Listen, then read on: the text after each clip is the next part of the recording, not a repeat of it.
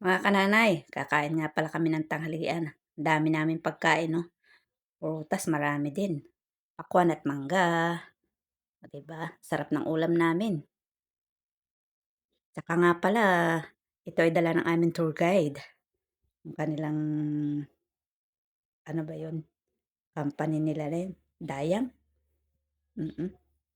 At pagkatapos kong kumain nga pala mga kananay, ako ay nag-video.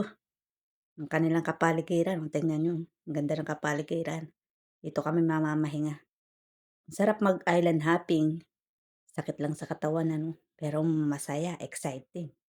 Makikita mo pa yung mga iba't ibang isla ng ating isla sa iba't ibang lugar ng ating bansa. Makikita mo yung mga kagandahan 'no, 'di ba? May nagtitinda rin dito mga kananay, mm. Oh, busog, busog na tayo. Hindi namin naubos yung pagkain. Madami natira kasi mahihinang kumain yung mga foreigner.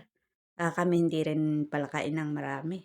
Kasi nga mag-a-activity kami, baka masok ka lang 'pag kumain ng busog na busog. Kaya hinay-hinay sa pagkain.